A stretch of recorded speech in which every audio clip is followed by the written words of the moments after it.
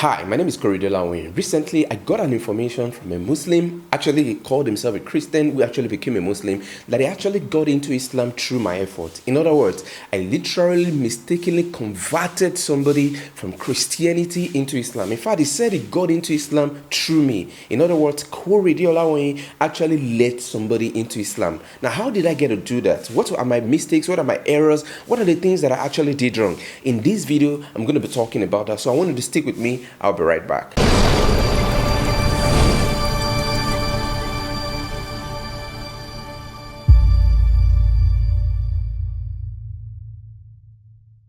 Welcome back. Now, a few days ago, a young man by the name Ajasa Samuel Olawale called into the program of Yusuf Adepoju. That's their online program that is ongoing currently. And he said that he was once a Christian and he wants to become a Muslim. Now, what did he say actually? He said that he's a Christian and that he got to know Yusuf Adepoju through my postings online. In other words, this Christian guy actually got to know about Yusuf Adepoju through my own posting. And because he got to know about Yusuf Adepoju, he wanted to find out who this person is. Now, by going to Yusuf Adepoju's page and also getting to know about him online, he discovered that, wow, this guy is actually telling the truth. And that is exactly how he got into Islam. So he called into the program and began to narrate his experiences, all right? Now, before we begin to even delve into this, before we delve into the program, before we delve into all the things that he said and begin to analyze them, I wanted to watch the video.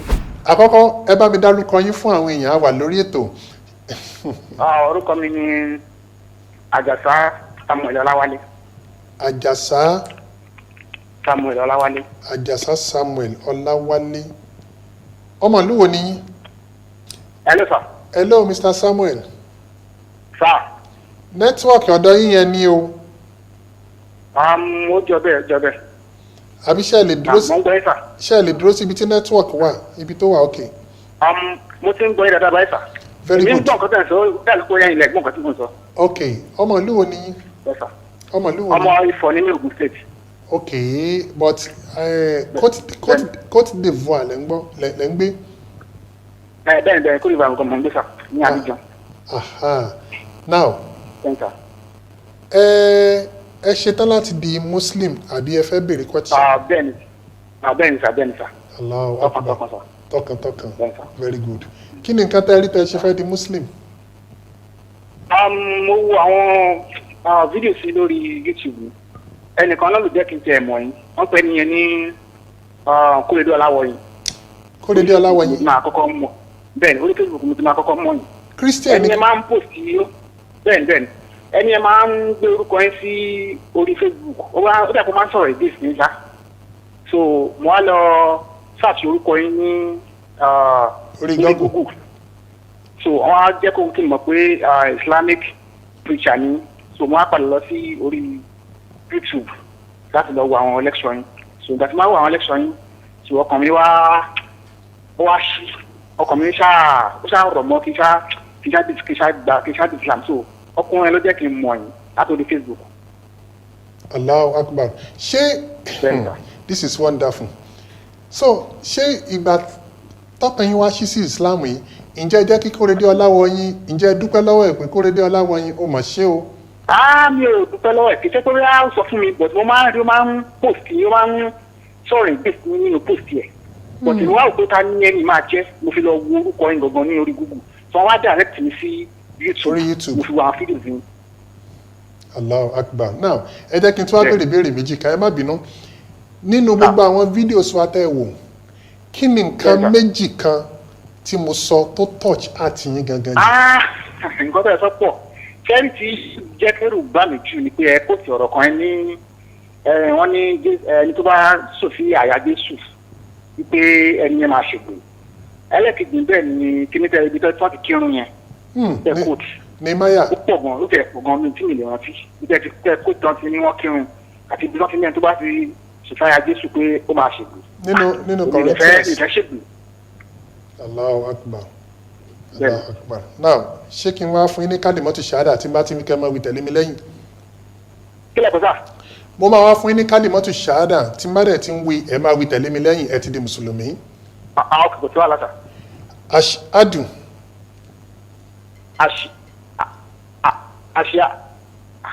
Ashhadu. Brother Samuel, ẹ jẹ́ màá rọra máa pè ní kọ̀ọ̀kan. Okay, sir. màá rọra máa pè é. Yes, sir. Ashadu. Ashadu. Han. La ilaha. La ilaha. Illa Allah. Illa Allah. Wa ashadu. Wa Hadu. Adu. Anna. Muhammadan. Abduhu. Wa rasuluhu. Luhu. Mo jẹ́rìí wípé. Kò sí ẹnì kankan. Tí a lè máa jọ́sìn fún. Àyàfi Allah. Mo dẹ̀ tún jẹ́rìí wípé. Ànábì Muhammad. Òjíṣẹ́ Ọlọ́run ni. Ẹrúsìn Ọlọ́run ni pẹ̀lú. Allahu Akbar. Ẹ ti ṣe oríire o. Ẹ ti ṣe oríire. Now, ní inú Islam, téèyàn bá ti embrace Islam, èèyàn máa ń choose orúkọ tó dáa. Okay, sir. Ẹ lè gbá mi wo orúkọ tí ẹ bá rí tó ó dáṣá. Ṣé kí n ka orúkọ fún yín kó pọ̀? Ẹ lè ka. Ẹ máa wo Ibrahim, ó wà ńbẹ̀. Yusuf, ó wà ńbẹ̀. Àwọn orúkọ wo ló tún dá o? Aspect yẹn Abdullahi ó wà. Then tẹ́ bá tún wá fẹ́ máa jẹ́ orúkọ tí ó máa jẹ́ ẹrúsìn Ọlọ́run yàtọ̀ sí Abdullahi, ẹ lè jẹ́ Abdulsalam, ẹ lè jẹ́ Abdulrahman, ẹ lè jẹ́ Abdulmajid. But ẹ̀yin náà ẹ ti máa wò àbí kí n fínlẹ̀ dọ́là kẹ́ ẹ lọ farabalẹ̀ kẹ́ ẹ farabalẹ̀ tú. Ẹ kì í mú ẹ bá mi sọ ṣé èèyàn lè jẹ́ mú ọmọ sà. Muhammad. Bẹ́ẹ̀ni sà. Allahu Akbar Muhammadu lẹ́ẹ̀ máa jẹ́. Okay sà. Allahu Akbar Muhammad. Bàdà Samuel ẹ ti ṣe oríire o. Orúkọ tẹ́ ń jẹ́ yẹn orúkọ tó lágbára ní o. The praiseworthy orúkọ tó lágbára ní o. Abẹ́lọ́run nínú ọlá nínú àánú ẹ̀. Ọlọ́run ọba àlekíọ́lá á bá wa fi ẹsẹ̀ yín nílẹ̀ sójú ọ̀nà Islam. Níbi ìṣẹ́jú mélòó kan sẹ́yìn mo ṣe fún one evangelist Isaac Olúwaṣẹ́gun mo ṣe fún wọn ní kálímọ́tò ṣàhádà àtàn ni so ẹ̀yin number 2 lórí ètò yìí. Okay sir. So ṣé ẹ ti marry ṣá. Rárá mi ti marry sá. Lágbára Ọlọ́run tẹ́ bá ti fẹ́ marry mùsùlùmí ní kẹ́ ẹ fẹ́ o. Àmín sir. Inshallah bí kòtò láti láì. tó ṣé student ní yín ní Côte d'Ivoire. No, rárá. All right. Bàtẹ́ máa ń wá sí Nàìjíríà dáadáa. A máa wá sí Nàìjíríà máa wá sí Nàìjíríà. Ìgbà wo lẹ wá sí Nàìjíríà kan yìí? Láti 2018 mo ti wá láti o. 2018 2 years ago kò tí ì pẹ́jù náà. Lágbára Ọlọ́run. So tá a bá ti bẹ̀rẹ̀ public lecture wa a máa invite yín wá. Kò sí wàhálà. Àwa náà máa wá sábẹ́ jẹun. Mo ti máa wá ní December yìí lágbára Ọlọ́run. Mashallah. Ní tẹ́ bá dẹ̀ mọ ọkùnrin tí mo dárúkọ yẹn tó ẹ lè bá mi sí dúpẹ́ lọ́wọ́ ẹ̀. Tí wọ́n ló yẹ kí n mọ̀ yín. Ṣé Korede Olawoyin? Àbọ̀dá ẹ ló máa ń sábà. He's a very notorious somebody. Ó notorious gan-an. À ń bẹ náà fún kọ́nà kó bá wa yí padà ní ara àwọn ọ̀tá Islam tí ń kọ̀kọ́ nípa Islam ní. Ó ṣèwé kan àti ọ̀gá ẹ̀ Isang a ti bá àwọn pé kán máa wá sí program wa mọ́ torí tẹ́ bá wo orí Facebook wọn níṣẹ́ mi ju pé kán máa tako Islam lọ àbí mo parọ́. Bẹ́ẹ̀ni. Irọ́ gbogbo tẹ́lẹ̀ ń lọ. Àwọn àrùn tẹ̀lé kí n mọ̀ yín. Ná. Àwọn àrùn tẹ̀lé kí n mọ̀ yín torí mi mọ̀ yín tẹ́lẹ̀tẹ́lẹ̀. Wow. Alright, so as you can see in the video, it said that they actually got to know about Yusuf Adepoju through my posting on Facebook, and then they went to make more further research about Yusuf Adepoju and discovered that he was telling the truth, and that is how he decided to become a Muslim. And he was even telling Yusuf Adepoju to even thank, to thank me, that he actually became a Muslim through me. You can imagine something like that. But how did this all happen? What is the genesis of all of these things?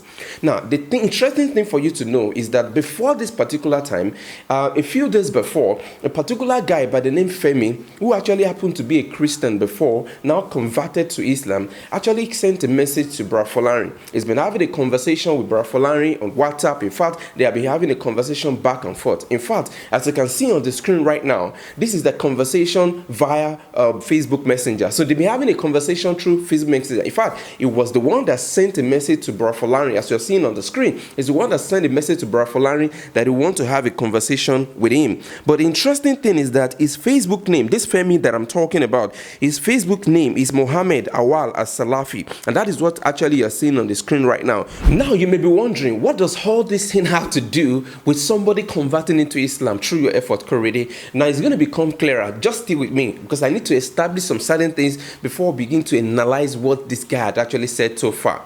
Now, another interesting thing about this young man is that he has another Facebook account. In fact, apart from the account that he used in chatting with Bra Folari, he has another Facebook account. And the name of the Facebook account is Adebayo Oluwafemi Abu Amina. That is the name of the second account that he runs on Facebook. Now, somebody might be asking the question, hey, Korede, how do you know that he's the one running the same account? How are we sure that you're not making stuff up? Now, that's a very good question. And that is something that I need to defend. That's something that I need to let you know. Now, I'm going to be doing a bit of a comparison between the first account that I mentioned, the one of Mohammed As-Salafi, and the one of Abu Amina. We're going to be taking a look at these two accounts and see if it was actually run by one and the same person. Now, in order for me to be able to prove that these two accounts are run by the same person, there are two things that we're going to examine. There are two things that we're going to look out for. Now, the first thing is we're going to take a look at the username. We're going to examine the username, all right? And then the second thing is that we're going to take a look at the images. So please, I want you to note, we're going to examine the username and then we're going to examine the images. So those are the two things we're going to examine, all right? Now, let me quickly talk about the username. Now, for every person that registers on Facebook or that open an account on Facebook, Facebook has given them a unique username. Please don't confuse the username with the name. There's a difference between the name and the username, and here's what I mean.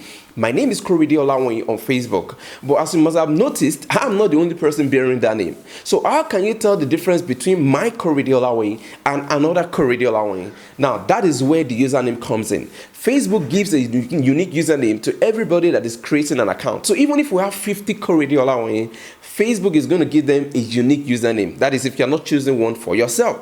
So for instance, my name is Korede Olawoyin, but as you can see on the screen, my username is Korede.Olawoyin.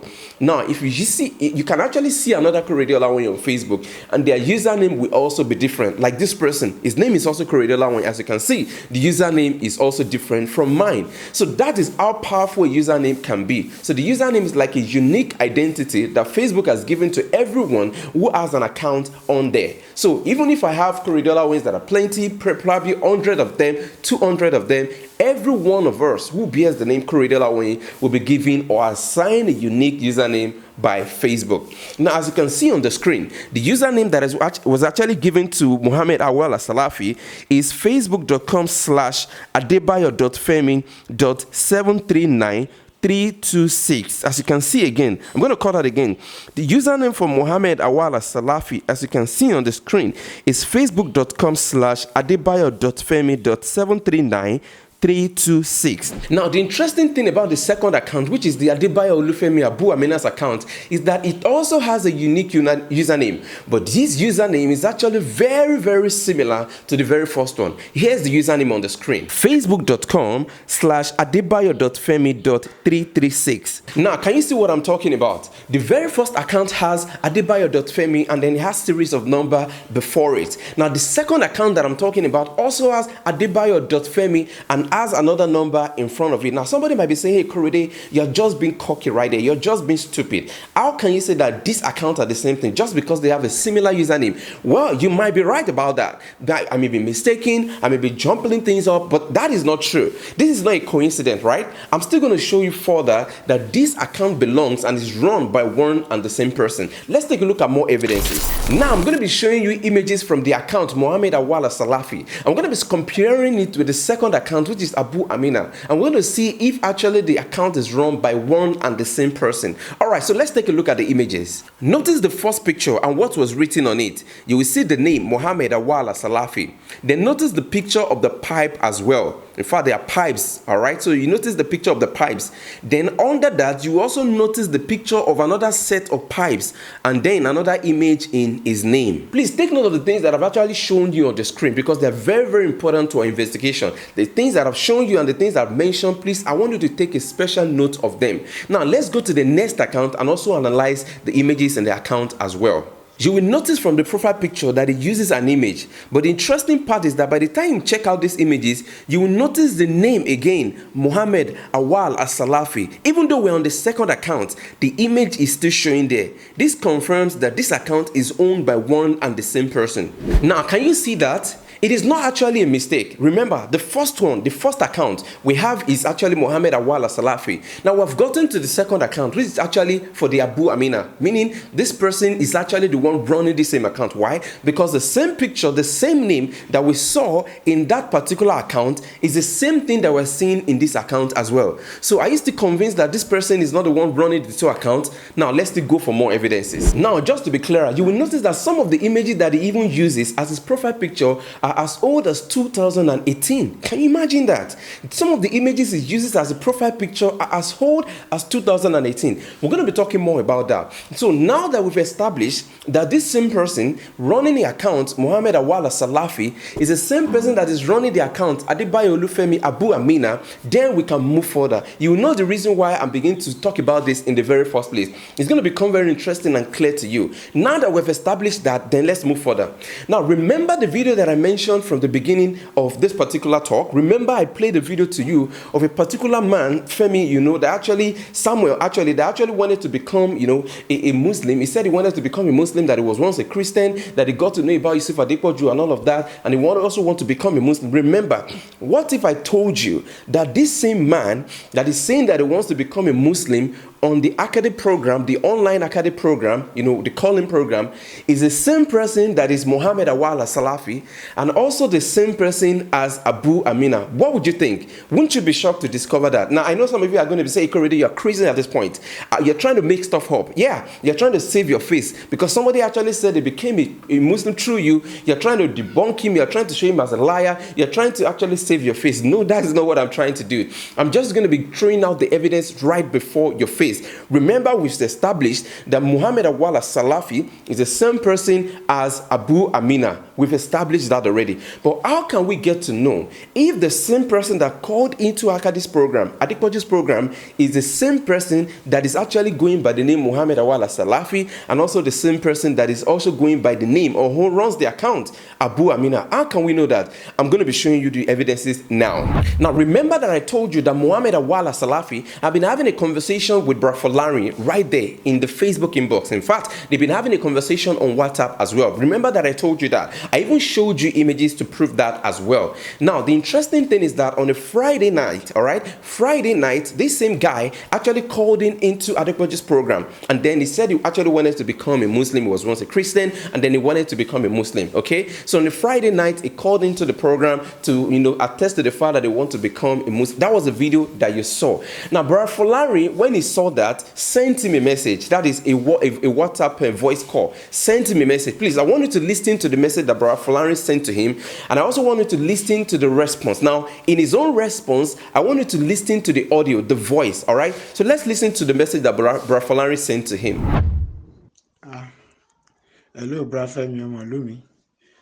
Ẹ máa kú oríire àná tẹ́ pè mí, inú mi dùn gan. Ẹ tẹ̀ mọ̀ bí inú tèmi gan ṣe dùn tó ní pípè tẹ́ pè mí lánàá. Mi mọ̀ bí wọ́n ti ẹ̀ ṣorúkọ yín pè gan. Ẹ má bínú. Mo fẹ́ kájọ sọ̀rọ̀ ni. Ó dà pé mi mọ̀ time tí mo lè pè yín tẹ́ máa wà available. inú mi dùn lánàá yẹn gan and my wish ká jọ sọ̀rọ̀ dáadáa ẹ fún mi ní time so that màá pè yín ṣe ẹ ṣáà ti ń pray kẹ jẹ́ kí n lè respond sí mi kí n lè mọ time tí màá pè yín báwo ni gbogbo Côte d'Ivoire ṣé kò sí wàhálà ṣé ẹ ti sọ fáwọn èèyàn yẹn ṣá dà ẹ fún mi ní time tí màá pè yín jọ God bless you. So that was the message that Brother Folari sent to him. Now, this is his response, the voice notes response to Brother Folari as well. Please, I want you to know the voice. That is actually very important. That's what we want to get to know. The voice, before we begin to examine every other thing. Please note his response and his voice as well. Ẹ káàárọ̀ sà. Yín gangan lẹ ṣe jù. So tẹ́ bá sọ̀rọ̀ ọ̀rọ̀ báyẹn fún mi, tẹ́ ṣàlàyé nǹkan báyẹn fún mi, mi ò ní mọ̀. Yín gangan lẹ ṣe jù.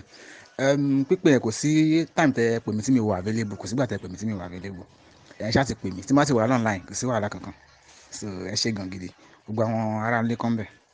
Now, the next day, which is actually on a Saturday, Brother Folari actually called him because he was still pretending to Brother Folari as if he is a Christian wanting to become a Muslim. He's still pretending at that point in time. So Brother Folari called him and then, want to have a conversation with him. In fact, they eventually had a conversation, all right? So I want you to listen to the conversation.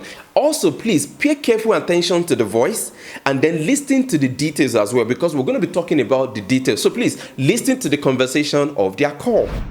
Good morning, bro Femi. Mi mọ̀ bí àwọn tẹ̀ gbórúkọ yín. Bẹ́ẹ̀. Ẹ máa rọra. Ẹ káàárọ̀ o. Ṣáàrọ̀ náà la máa wà ní Côte d'Ivoire náà. Bẹ́ẹ̀ni, àárọ̀ náà la wà. Kí ni time tẹ wà bẹ́yẹn? 9:10 la wà ibà. 10 minutes after 9. After 9. Time wáyà after 9, 10 minutes after 9. 9:57 hour náà. Bẹ́ẹ̀ yàtọ̀. Báwo ni night yín? How was the night? Adúpẹ́ fún mi. Inú mi dùn lánàá yẹn tẹ pè mí. I was so glad that you called me that you want to become. You have seen that Islam is false. But by the way, how did you become a Muslim? Báwo lẹ ṣe di Muslim? Honestly, kìí ṣe pé mi àmọ́ di Muslim àwọn kan mo kàn rí ìgbà yìí.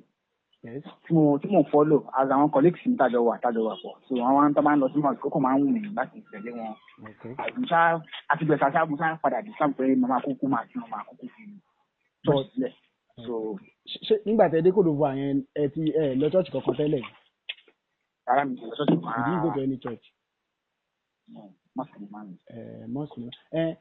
Nígbà tẹ fi lọ sí kìíní ẹ má bínú nígbà tẹ fi lọ sí tẹ fi join wọn yẹn kò sáwọn Christian kankan láyìíká tẹ lè use money tó fi jọ pọ̀ ọ̀dọ̀ wọn Muslim. Àwọn Christian pọ̀. Àwọn Christian pọ̀. Ó kàn wù mí nígbà yẹn ni. But ní Nàìjíríà Nàìjíríà ẹ máa ń lọ sí church you attend church while in Nigeria ẹ máa ń lọ church wo lẹ máa ń lọ. Máa lọ church ní ìfẹ́ àti máa lọ. Sá? Deeper Life lẹ́ ń lọ. Ti Dr. Olukoya kọ́ yẹn. Pastor Kumuyi. Okay, yeah. Ní Abẹ́òkúta àbí ní Ifọ̀ àbí tẹ̀ ní ná. Ifọ̀. Mo ní sísà kan ní Sango Ọ̀tà. Ẹ̀dá kí mo sọ fún ìlànà tán. Mo ní sísà kan ní Sango Ọ̀tà. Mo máa ń wá sí Sango Ọ̀tà dáadáa the best. Sango jìnnà sí. Ọ̀rẹ́ mi kan náà wà tá a jọ lọ sí NC ló ṣe ẹlẹ̀ ọmọ Ọ̀fọ̀ ni. Mi tó ti pẹ́ tí mo ti láti 2002 mo ti rí gbẹ̀yìn. Ìjú ẹ̀. Ṣé àwọn ẹni yẹn gangan àwọn ló wá wọ́n fún yín ní kíni ni tí wọ́n sọ wọ́n tí wọ́n wẹ̀ wọ́n ká fún yín ni tẹ̀fi wá nítorí lọ mọ́sìkì láì wẹ̀ wọ́n ká ẹ̀dẹ̀ láì sọ ṣáádá ẹ̀ lè. Bẹ́ẹ̀ wọ́n sọ fún lẹ́nu. Ní last year àbí ìyàwó ni. Ọdún tó láti 2017 ni. 2017 ni. Bẹ́ẹ̀ ló ti pẹ́ o. Ẹ ti wá ń kírun bọ̀ láti bẹ̀rẹ̀ tí wá ń kírun. Ọ̀gá o. Ní ìsìn tí wàá rí pé kí wà ní nǹkan tẹ́ ẹ rí kí lẹ rí gan tẹ́ ẹ fi wá mọ̀ pé. Àwọn ẹ̀rí tẹ́ kó fún mi evidence tẹ́ fún mi náà kó tún lọ́tọ̀. So mo lè rí pé because mo ní application kan náà náà mi wáyé. Bẹ́ẹ̀ sọ fún mi kí n download so mo download. Ṣé ẹ lè rántí mẹ́ta quotations. Àìdíjẹ́ ní Muhammad ní mo ti máa rántí. Al-Quran chapter kìíní chapter 1 àti ní Muhammad ní òun pé nǹkan fún òun náà. sí ọ̀nà wa yes. bẹ́ẹ̀ni àti pé ó ti ní tọ́sí ní election ní kankan àwọn quotations yẹn. so àwọn nǹkan yẹn ló fẹ́ yẹ kẹ́ Islam sílẹ̀ báyìí. bẹ́ẹ̀ni. ṣe ẹ wo kíní ẹ wo fídíò mi ni torí mo rí pé Facebook lẹ kọ́kọ́ fídíò mi ni àbí báwo lẹ ṣe nítorí Facebook lẹ kọ́kọ́ ń chat pẹ̀lú. mo rí fídíò kan honestly mo rí fídíò kan tẹ ẹ ṣe tẹ ní tẹ sọ pé àwọn contradiction of Quran. ok fídíò ok contradiction ṣé contradiction kùrà tó bá kíyèsí Kùránì yìí wàá mọ̀ pé ọ̀rọ̀ àtakò wà nínú ẹ̀. bẹ́ẹ̀ni channel mi. ibi tó rẹ̀ mo ṣàtìyàn pé kí n tẹ̀ mọ́ ọkọ̀ tẹ̀ ń sọ. ṣé àwọn olè afẹ́ líǹkì mọ́ ní kódò bàbá yìí nígbà tẹ́ ti tẹ́ nítorí àwọn muslim. àwọn èèyàn pọ̀ lóṣèlú pọ̀ nígbà ìgbọ̀n ju muslim lọ. bàbá rẹ̀ ṣe fẹ́ kó náà ẹ̀sìn nígbà tí ṣe ti wá jẹ́wọ́ Jésù lóru àtolùgbàlà yín ni bàbá rẹ̀ ṣe bá kí ni step tẹ̀ ti tẹ̀ ìgbà wọlé ṣe yẹn. mo ṣe wà yìí náà àwọn èèyàn tájọ wà nígbà ìgbà tí àwọn tájọ wà mo tún láwọn èèyàn náà tájọ tó jẹ́ Christian tájọ wà papọ̀ so àwọn èèyàn máa lékè mọ̀ báyìí tí ìyájọ́ máa ṣe báyìí mo dẹ̀ ti tẹ̀ ẹ̀ ń ṣiṣẹ́ ń bẹ̀ yẹn ni àbẹ́ ń school. mo ń ṣiṣẹ́ ń bẹ̀ yẹn. ẹ̀ ń lọ school. plumbing contractor. ok contractor kí lè pé. plumbing contractor. company. plumbing ni àwọn tó ń ṣe bí tọ́lẹ̀tì páìpù kankan. omi bẹ́ẹ̀ omi ilé báwo wá ní iṣẹ́ lọ́hùn. ìgbà olè ń bọ̀ ní Nàìjíríà. lápá ọlọ́run gbọ́dọ̀ wà ní sísìn báyìí ká ní ṣe pé torí corona pandemic yìí ni ẹ fi wálé bọ̀ ṣebí fọ́ náà lè máa dé sí. ìfọ́ náà máa dé sí. màá tún máa pè yín ṣá wọ́n máa pray fún yín. It is well with your soul. Ṣé ẹ ti máa rí lọ́hùn? Mo ti máa rí. Ẹ̀sùn àti máa rí ọmọ Yorùbá náà ní wọ́n máa rí. It is well with your soul ẹ pẹ̀lẹ́. Ṣé ní nice time? Màá tún máa pè yín ṣáá anytime tí ìgbà wo mo lè máa pè yín tí máa fẹ́ pè yín. Kò tó bá ṣe pè ní kí o wà. Tẹ bá ti rí yín online àbí? Ṣé ẹ máa ẹ lọ sí degree àbí NC àbí secondary school ṣá? Mo lọ sí secondary school. Ṣé ok certificate yẹn náà fi secondary school ẹ parí àbí? Bẹ́ẹ̀ secondary school but mo ṣe máa proceed after the matter kúrò láì. Well, you can communicate in English very well. Yeah, it is well. I will get back to you. Màá pè yín later. Nǹkan táwọn búrẹ́dì náà bá lè fẹ́ ṣe fún yín màá jẹ́ kẹ́ mọ̀. Ẹ pẹ̀lẹ́. Kẹ́ ní nice time.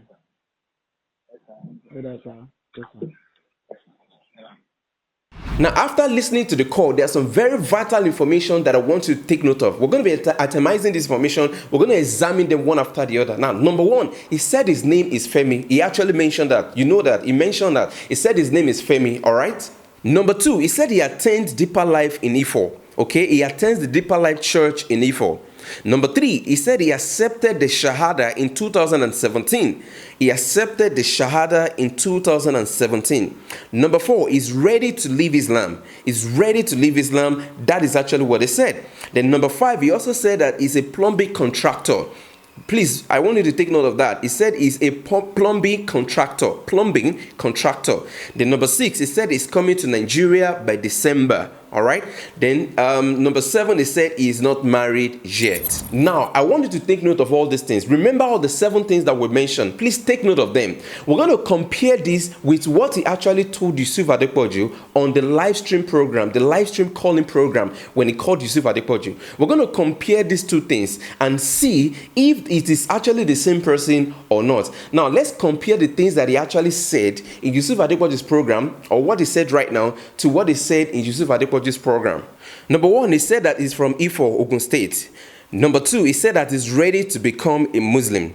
Number three, he said that he's not married yet. And then number 4, he said he is coming to Nigeria by December. Wow, are this information not revealing? Are they not telling? Can you imagine the information that he shared with Brafulari when he was on a call was actually the same thing that he told Adepoju when he came, called into Adepoju online program. That's the ACADIP Online program, saying that he wants to actually leave, Christianity and he wants to become a Muslim. Now, at this point, do you still think that this is a coincidence? Do you still think that it's just happened by mistake? No. All this information that is shared with Brafulari is also the same thing that he actually shared on ACADIP program. So this is enough information to show you that this is the same person, one and the same person. Femi is the same person as Muhammad Awal, as Salafi, still the same person as Abu Amina as well. But there is more. Now, this time around, Brafulari called him again, all right?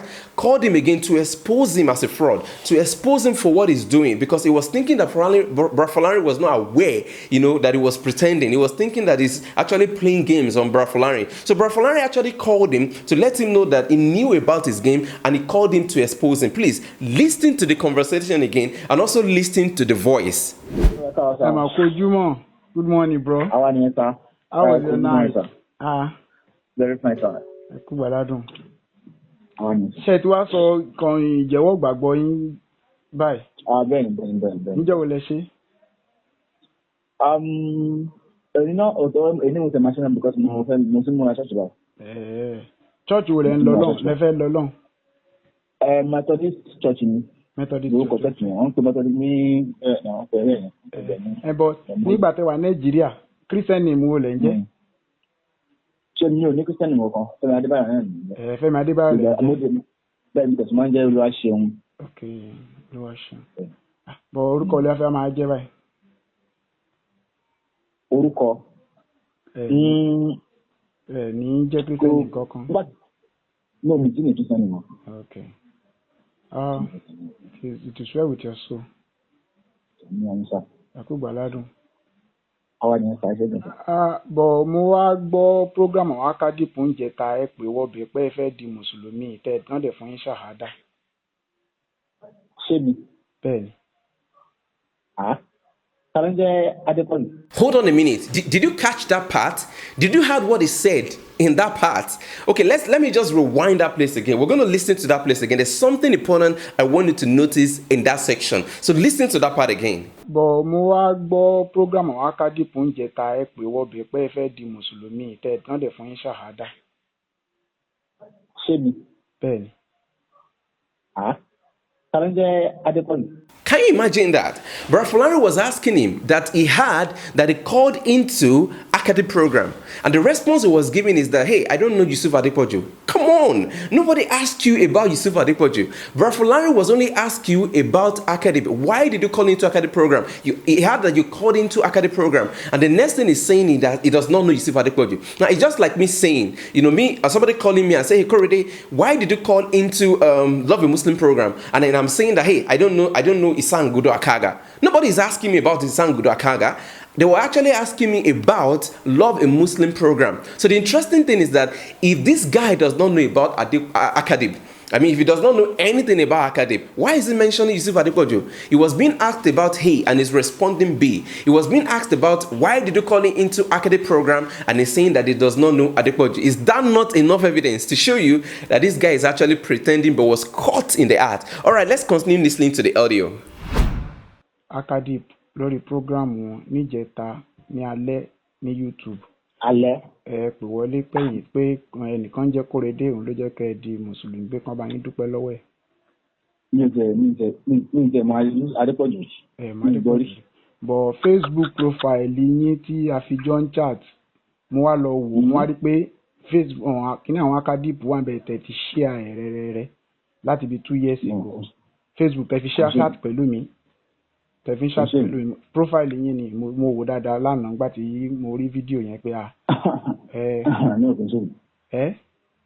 okay, profile tẹ́ fi wá ń chat pẹ̀lú mi yẹn àwọn olóhùn post ACADIP video síbẹ̀ láti bí 2 years ago. ACADIP video. Bẹ́ẹ̀ ni profile yín tẹ́ fi ń chat pẹ̀lú mi ìbẹ́yìn lè chat pé Facebook. Now, do you notice he's trying to deny Adepoju again? Trying to deny ACADIP, trying to say that it does not have anything to do, it does not even know them.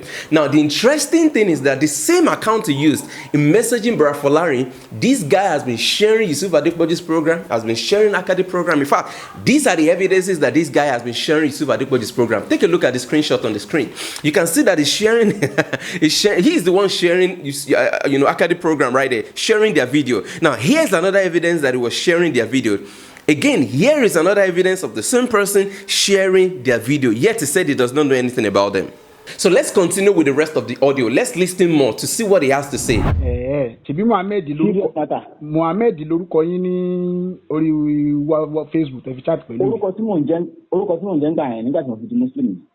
Orúkọ tẹ́ ń jẹ́ nígbà tí mo fi di Muslim ni. But ní profile tẹ́ fi chat pẹ̀lú mi yẹn, ẹ farabalẹ̀ profile tẹ́ fi chat pẹ̀lú mi ní Facebook yẹn.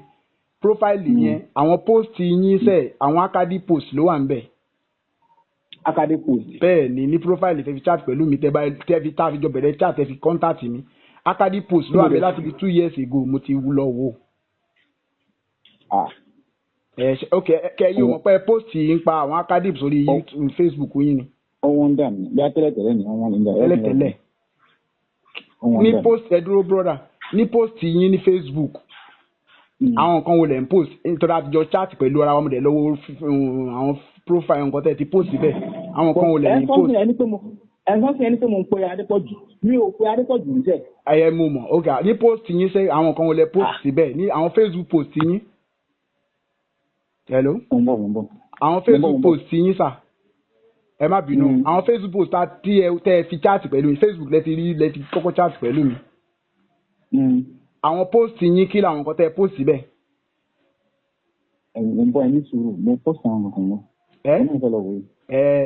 Mo ti lọ wò láti bí 2 years ago lẹ ti ń post video àwọn kan ACADIP. Can you imagine that? He's saying that he does not know anything about Adepoju or ACADIP and that he did not even post anything from them. How can he say he does not post anything from them when we have shown that he was actually posting from ACADIP videos, Yusuf Adepoju's video? How can he be saying that? Now, of course, the reason why he's saying this is because he has realized now that he has been exposed. He realized that he has been caught hands down. That's the reason why he's trying to put up all these lies again. And by doing this, he's also complicating matter for himself. Now, is this not an evidence for you watching as a Muslim? If you're a Muslim watching this, is this not an evidence that this guy only came on the program pretending to be a former Christian, you understand, now a Muslim, just because he wants to lie, so that people will say, hey, Korede, somebody's actually becoming a Muslim through you and all of that? Is that not an evidence? Is this not enough evidence to show you this is what this guy is trying to do? All right, let's continue with the audio. Let's listen to the audio for more information, all right? But mi wá pa Adépọ̀jù kankan ṣá o. But ẹ ṣọ́ pé ẹ ṣàmọ̀ pé post video ACADIP sórí Facebook yín. Mo post ẹ lọ́tọ̀. Kì í dẹ́ ẹsẹ̀ ẹyọkan kì í ṣe mẹ́ta kì í ṣe márùn-ún kì í ṣe mẹ́wàá. Ó dẹ̀ tó bí ọdún méjì sísìn. Wow, this is interesting. Eventually, he had to agree. When he discovered that the evidences are overwhelming, when he discovers that the things that he actually was doing had been recorded on Facebook, the things that he was actually doing was brought before him as an evidence, he said, yes, he agreed that he was the one posting from them. What more evidence do you need that this guy is actually a liar? What more evidence do you need that this guy was just pretending to be a Christian when he was not? What more evidence do you need that this same person is the one that is running the account, the other account that we mentioned? What more evidence do you need? Now, let's continue. Let's listen to more of the audio. But I want to pè mo ní ẹtìlẹ́yìn kọ́ lẹ pè àbí but 2 years any Christian in Nigeria but Christian in Nigeria ẹ wá post video ACADIP lẹ post sí Facebook yín láti 3 years ago now. No, mo gbà sáwọn gbà yẹn. Ní Nigeria. But nígbà tí wá ṣàlàyé àwọn nǹkan yẹn fún mi tẹ́ àwọn fún mi. Ni mo ṣe wá fọwọ́ encourage nípa àti òdodo lẹ́ ń sọ. Now voice nítorí màá send the audio yẹn sí yín. Ẹ gbọ́ ẹ rí pé ẹ dá. Ohun yín ni Côte d'Ivoire ní gbogbo nǹkan tí details yín pátápátá even Facebook méjì lẹ́ ń lò Facebook méjì Femi Adébáyọ̀ lórúkọ yín tó ti Facebook gbọ́ tó jẹ́ gbé Femi Adébáyọ̀ lórúkọ tẹ́ fi open Facebook yín ẹ ti bá Korede gan chat bẹ́ẹ̀ ni. Now, let me just say this at this point, that this guy, this same person we're talking about, had actually sent a message to me before on Facebook. In fact, he sent me a friend request actually as well. So he sent me a message and sent a friend request to me. So why is he just denying this? In fact, let me show you the message he actually sent to me. So this is actually the message that he sent to me. Why is he denying this? When he had actually sent me a message and also sent me a friend request. Now, due to the fact that I had a lot of friend requests pending, I couldn't accept his friend request. But why is he denying the fact that he has sent me a message and even sent me a friend request? Why is he denying the fact that he does not even know who I am? All right, so let's continue listening to the audio. Lo Facebook méjì rí gbogbo ẹ̀ máa sẹ́ndì gbogbo details yẹn sí yín ní WhatsApp rí so ẹ wà ẹ lè já mi tó bá jẹ́ pé ẹ já mi gbogbo nǹkan tí mo sọ yìí ṣùgbọ́n tó jẹ́ ìyàlẹ́nu fún mi ni wípé ACADIP post ní gbogbo post yín kò sí Christian post kankan bẹ́ẹ̀. Is this not interesting? Now he's denying that he has never bore the name Femi before. Can you imagine that? He said he has never bore the name Femi before. He has never borne the name Femi before. Can you imagine that? Right from the beginning of this video, I showed you evidences that this guy is actually, his name is Femi, because that's actually what they told Brafolarin.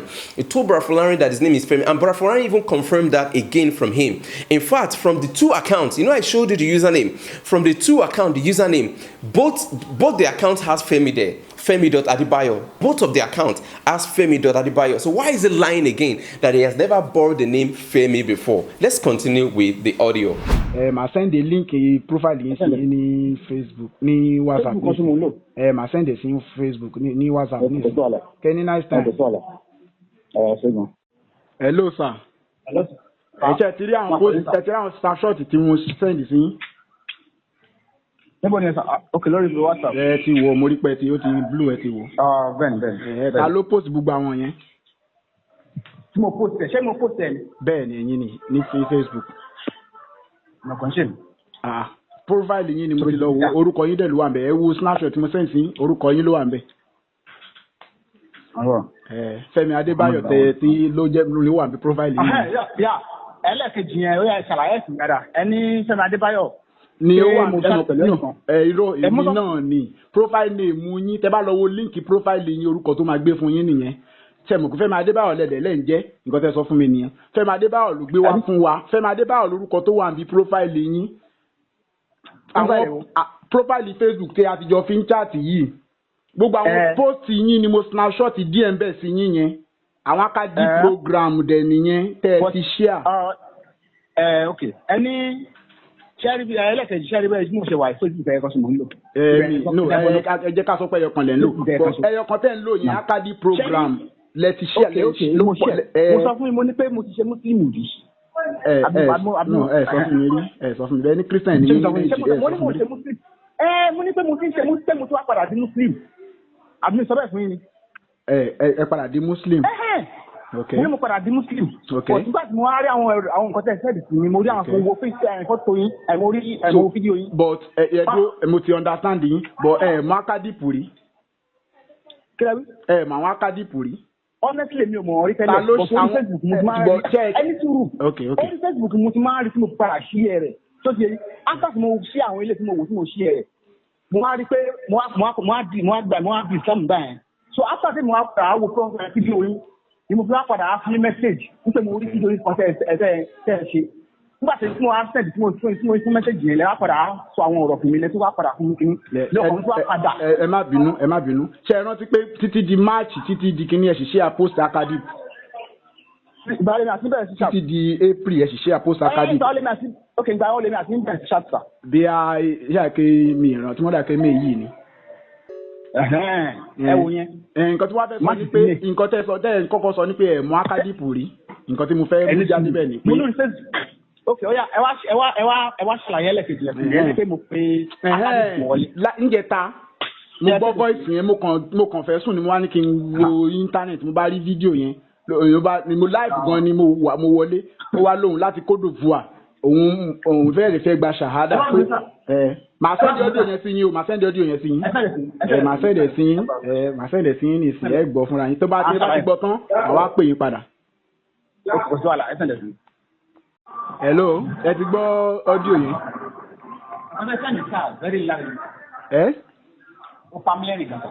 ta ni tẹ́yìn kọ́lẹ̀ ń sọ̀rọ̀. àkọ́kọ́ náà bèrè ló kọ́kọ́ bèrè lọ́wọ́ yìí ohun ẹni tó sọ̀rọ̀ àti ohun tó jọra. bẹ́ẹ̀ni. bèrè pọ̀ sí fẹ́ bèrè lọ́wọ́ yìí. ẹyẹ bèrè bóun yín jọra bẹ́ẹ̀ni. ok ó jọra ok àkọ́kọ́ ẹ dákun ẹ kejì sẹ́mi nìkan tó ló ń gbé ní kóòtù ìdìbò àṣà. ẹyin nìkan. olùdókòwò akọ́ nbẹ̀ wọlé pẹ́pẹ́ wọ́n kọ́ sáfẹ́ ẹ̀kọ́ sí ìdí kiri. ẹ bá fún mi sá orúkọ ẹ sẹ́mi mo ní orúkọ ẹ sá orúkọ ẹ fi ń sá. ẹ̀yin nìkan kọ́lẹ̀ ń gbé ní Côte d'Ivoire ṣùgbọ́n voice yín nìyẹn 2 ifọ̀ ọmọ fọ̀dẹ̀ ni yín 3 ẹ ká sọ̀tù pé ọmọ ẹni yẹn sọ pé ọmọ ọ̀fọ̀ lòun sẹ́mi nìkan ṣe ni mo wá láti fọ̀ mí bá. ẹ̀dẹ̀lẹ́ ń bọ̀ December yìí bẹ́ẹ̀ ni. ṣé mo sọ wípé mo bọ́ sílẹ̀ wá. bẹ́ẹ̀ ni ẹ sọ bẹ́ẹ̀. bẹ́ẹ̀ ni ẹ̀dẹ̀lẹ́ tí níyàwó ẹ̀ tí bímọ.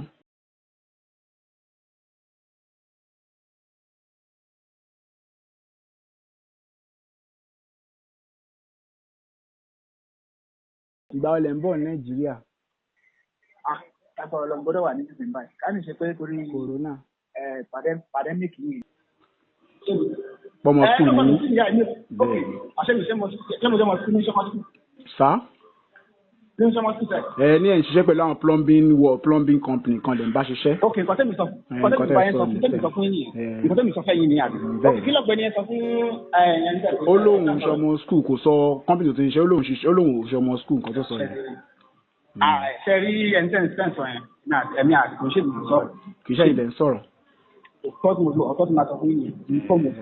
ẹ̀yin kọ́ lẹ̀ ń sọ̀rọ̀ bọ̀ ṣé voice yẹn ní tilẹ̀ ń tọ́lọ́ ẹ gbọ́ voice yẹn kò jọ voice yín. kò ṣe voice yín. now ẹ jẹ́ ká wá padà wálé. Fẹ́mi Adébáyọ̀ lẹ̀ ń jẹ́ àbí Fẹ́mi Adébáyọ̀ kọ́. Fine. Is this not funny? You have been denying that you are not Oluwafemi. You never bought the name before. Now you just agreed. Now, yes, that it bought the name Oluwafemi. Brethren, is this not very interesting? If you're a Muslim watching this or a Christian watching this, is this not very clear that this guy is just pretending? That this guy is just engaging in fraudulent hearts, all right? Is this not very clear that this guy is just trying to play anky-pranky? I mean, is this not very clear that this guy is just trying to deceive his audience, trying to use my name to deceive the audience that he actually became a Muslim through me? Is this not very interesting? Is this not very clear? Now, one thing I want to say to you, Abu Amina, if you're listening to me right now, Mohammed Awala Salafi, or whatever your name is, all right? If you're listening to me right now, I want to tell you that the Lord Jesus Christ is interested in your soul. All these things that you're doing, trying to lie, about somebody converting into Islam and all of that. I mean, if you want to convert to Islam, you can do that. You don't need to lie, by saying that you were once a Christian when you were never a Christian and then you want to convert it to Islam. I mean, I believe that people have the choice to convert even from Christianity to Islam or from Islam to Christianity. You don't need to lie about that. I don't support that. If you're a Christian, you want to convert it to Islam, that is your personal case. That's a personal issue. If you're a Muslim, you want to convert into Christianity, that's a personal issue, all right? I don't need to actually bother you about that. But if you are trying to now lie that you know about Yusuf Adepoju through Korede Olawoyin, and then through Korede Olawoyin, because of Yusuf Adepoju, the things they have said, now you are not a Christian, and they should help you thank Korede Olawoyin, trying to create a scenario just to create an impression that now somebody is actually coming to Islam through Korede Olawoyin. Why are you trying to do that? It means that you are fraudulent. Even if you're a Muslim, you are doing that, then it means you don't have any mind for truthfulness at all. But then, I want you to know that the Lord Jesus Christ, He has interest in your soul. You don't need to die in this falsehood. You don't need to die in this sin. I'm calling you out now so that you can receive salvation for your soul. Now, Brafulani continued to have a conversation with him. Brafulani actually called him again. I want you to listen to the conversation before we wrap the whole thing up. Fine. Now, ní Nàìjíríà, ìgbà wo lẹ di Mùsùlùmí? Ìgbà wo lẹ padà di ẹlẹ́dì Mùsùlùmí Nàìjíríà? Ẹ sọ fún mi tẹ́lẹ̀ bọ̀ lẹ́nu lẹ́sẹ̀ sọ fún mi ìgbà wo lẹ di Mùsùlùmí Nàìjíríà?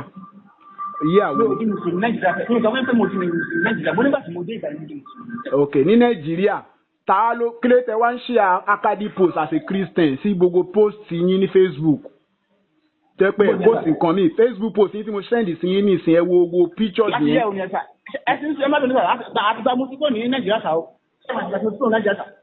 Kò sínú kẹwàá Nàìjíríà kẹ tó post ACADIP videos tọ́nà kọ́ ní kẹwàá Nàìjíríà ẹ lè wà nílùú òyìnbó kẹ post. ẹ̀sán ti pé wẹ̀mí sọ fún mi pé nígbà tí mo ṣì wà ní Nàìjíríà mo ṣe Christian ìgbà tí kété tí mo dé ìgbà yìí mo ṣe kí ni mo fi mùsùlùmí ẹ wá wo post yẹn tí a ti gbà tẹ́lẹ̀ kó Nàìjíríà. láti bí 2 years ago lẹ́sìn gbogbo post yín ta snapshot yes ACADIP post yín kò sí. ó kí sẹ́mu wà sẹ́mu kó Nàìjíríà sà. ìyí àwọn olè kó Nàìjíríà sà.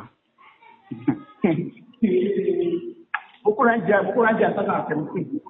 2017 wọ́n 2017 lẹ kó Nàìjíríà. bẹ́ẹ̀ni sà. okay before 2017 post anything sí Facebook nípa ACADIP. okay láti 2017 yẹn ẹ̀dẹ̀ lẹ́yìn ọmọ ACADIP rí báwo lẹ ṣe share fídíò wọn ẹ̀dẹ̀ mọ̀ wọ́n rí. sà ẹ má bùrú sà mí ọ̀rọ̀ náà mo wà Nàìjíríà ẹ̀ ọ̀rọ̀ náà. nǹkan tẹ́ ń sọ ti yé mi. okay ìgbà tẹ́ débí ni ìgbà tẹ́ débí lẹ oyè bọ̀ ẹ mọ̀ wọ́n àbí. ẹ mọ̀ wọ́n. ẹ̀mí ò gidi mọ̀ wọ́n. orí Facebook mo ti rí kí wọ́n máa ń ṣe àrẹ lórí Facebook. so ẹ fẹ́ sọ fún mi pé fídíò tẹ́ ẹ wò lórí Facebook tẹ́ ń ṣe ẹ wò ẹ kàn ṣe àwọn ni. ṣe mo wò ẹ wò mo wò after that mo rí pé òbí ló wà after that bọ̀ ẹ lẹ́yìn padà áwò fídíò sí ẹ wọ má nígbà tí mo padà áwò fídíò sí mo fi pè é síbà òbí tó ń bá ní interest mi. ṣùgbọ́n lẹ́ẹ̀kan ẹ sọ pé ẹlẹ́yìn ò mọ Yusuf Adepoju rẹ̀ mọ́ ACADIP rí. mi ò mọ̀ wọ́n rí nǹkan tó ń sọ mi ò mọ̀ wọ́n rí. mo rí lórí Facebook. mímọ̀ wọ́n rí tí mo sọ kí ṣe pé bí ẹ mọ̀ wọ́n rí ní fámílì àbí ní ojúkojú mò ń sọ o pé sharing of his videos ó ní láti jẹ́ pé ẹ ti wò yẹ̀ dẹ̀ ti mẹ́ tó ń jẹ́ ACADIP rí ẹ sọ ní sí pé ẹ gbọ́ ACADIP rí bọ̀ ẹ share fídíò wọn ní Facebook. sá orí Facebook mo máa ń ṣí ààrẹ mo ló fẹ́yẹ̀ bá wà lórí Facebook tí oríṣi nǹkan tí mo tó ń tẹ̀yìn kò ṣá àyè rá àwọn fẹ́sẹ̀ tó kàn máa ṣí àǹkan honestly ìgbà tí mo wò mo rí kó dodo wà níbẹ̀ tó ṣe mo fi padà ṣí ààrẹ after tẹ́yìn náà wà padà wá ṣe fídíò sí mo padà wá rí fídíò sí. mo gbẹ ṣí ààrẹ ní ẹgbọ́n nǹkan ẹ gbọ́ béèrè mi dáadáa tí fídíò tẹ ṣí àyẹn ẹlẹ́yìn ò mọ ACADIP rí ẹ̀ ń ṣí à fídíò ẹ̀ mọ̀ wọ́n rí. bóyá o mọ̀ wọ́n sẹ́ àwọn bàbá yìí. èmi ń pàdé mo kàn rí fídíò kì í ṣe ẹyọkan o kì í ṣe méjì kì í ṣe mẹ́ta kì í ṣe mẹ́wàá kì í ṣe 20. ẹ má máa jẹ́ ká máa hájú lórí ọ̀rọ̀ tó ń ṣe tó. ó dà ẹ jẹ́ kí n fi yín lẹ́sà Ọlọ́run wà pẹ̀lú yín.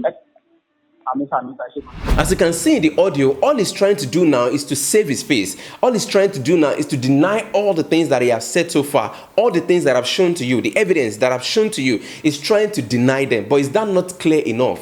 That this guy is just trying to be fraudulent. He's just trying to be very deceitful. I mean, why is he trying to do all of these things? Like I said, the Lord Jesus Christ is interested in his soul. He does not want him to perish. He does not want him to go astray. He does not want him to die in sin. Now, the interesting thing is that because of this whole fiasco, because of this whole wahala, I actually accepted his friend request on a Sunday morning. All right, I accepted. Remember, he called into ACADIP program on a Friday night. Brother Larry called him on Saturday. I accepted his friend request on a Sunday morning. Now, immediately I accepted his friend request on a Sunday morning. Immediately noticed that I accepted his friend request. This is actually what happened. I went to his Facebook page again to gather more information to make for this video, and I discovered that I have been, you guess, blocked. I have been blocked. He actually blocked me. And I think the reason why he's doing this is because he discovers that his lies has been exposed. He discovers that he's actually lying and his lies has been exposed. Now, I want to say this to everyone watching this video. Why would somebody want to lie that he was once a Christian, now he has converted into Islam? In fact, when he was even saying all of those things and the things that he was saying, Yusuf Adepoju was calling me a notorious person right on his program. He said, yes, we know about Korede Olawoyin. He's a notorious person. In fact, watch this part again where he said that. Korede Olawoyin.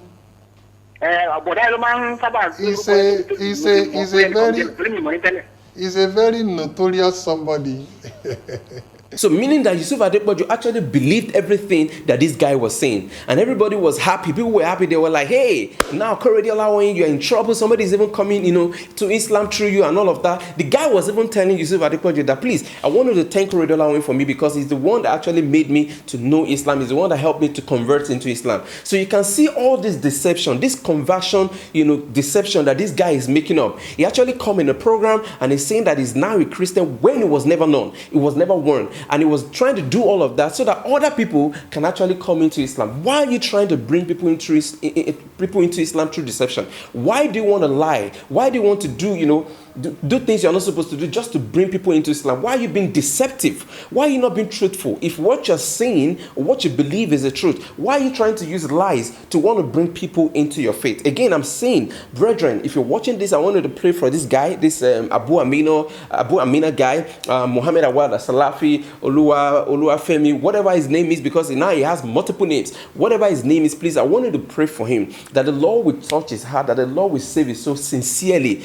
that this one that they pretend to be a Christian, that the Lord will indeed touch his heart and get to know the true Christ. Now, if you're a Muslim watching this, I know this is embarrassing for you, all right? That this whole conversion thing that this guy is talking about in the video, where he came up to say it was actually fake. As you can see right now, it's actually fake. So what would you make of this? Are you actually comfortable with people actually coming up to say they are once a Christian, when they were never known? I mean, are you comfortable with seeing people saying that, hey, I was once a Christian, whereas they were never a Christian? Are you comfortable with all of that? Now, if you're not comfortable with all of that, you need to do something about this. You need to stop all this fake conversion that is going on, all right? So thank you very much. I wanted to know that I love you, Muhammad Awala Salafi. I wanted to know that I love you. We're doing this, we're exposing this because we love you. We don't want you to die in your sin. We don't want you to die in your iniquity. We're not Jesus, but that is the message that he has brought to the world. He wants us to be able to know God. He wants us to be able to have a relationship with the Father, and that's the reason why it come to die for us. And that is the very same thing that I'm saying to you right now, Muhammad Awala Salafi.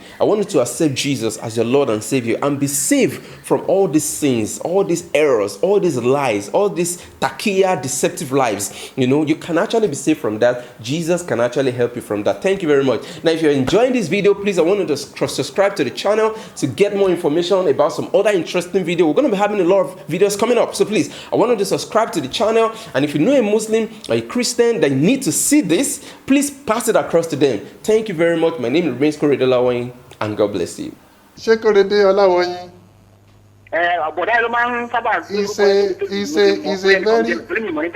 He's a very notorious somebody.